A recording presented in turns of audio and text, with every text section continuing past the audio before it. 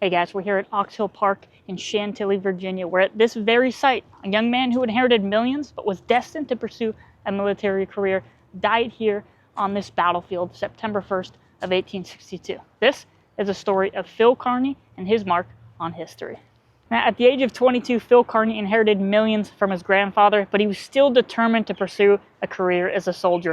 Now, with the help of his uncle, Stephen Watts Kearny, he was commissioned as a second lieutenant of cavalry in the 1st U.S. Dragoons. Now, Kearny would spend some time in France studying cavalry, even seeing action in North Africa and Algeria before returning to the States in 1840. Now, when the Mexican-American War broke out, things changed dramatically for Kearny. On August 20th, 1847, at the Battle of Churubusco, Kearny would receive a wound to his left arm that required amputation.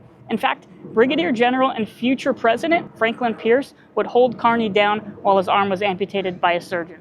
Kearny would spend some time rehabilitating. During peacetime, his military career stalled, so he spent some time to travel the world, this time finding himself in France once again in 1859, serving again with that cavalry unit against Austrian forces in Italy, for which he'd earned the French Legion of Honor. Now, Kearny would return to the United States when the American Civil War broke out and be appointed a brigadier general commanding the 1st New Jersey Brigade. He'd earned himself the nickname the One-Armed Devil for relentlessly drilling his troops. He'd received promotions, working his way up through the ranks, eventually commanding a division in the 3rd Corps of the Federal Army. And that brings us here to Ox Hill Park, where on September 1st of 1862, Stonewall Jackson's forces attempted to cut off the Union retreat after the Battle of Second Manassas. Now, we're here at the site of the plaque that marked Kearny's death. As darkness approaches, Kearny attempts to investigate what's a perceived gap in the Union line here. Now, just behind us would have been the cornfield for quite a ways. Comes across segments of the 21st Massachusetts and says, look, you need to advance into the cornfield to protect Birney's flank.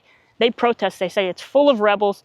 Kearny disagrees, and he doesn't want to hear it. So they move into the cornfield, end up capturing 2 skirmishers from the 49th Georgia. So they bring them back to Kearny. And Kearny's like, damn you and your prisoners. And he rides off into the darkness. Now just picture this. It's a thunderstorm. The only thing that's lighting up the entire sky are these streaks of lightning.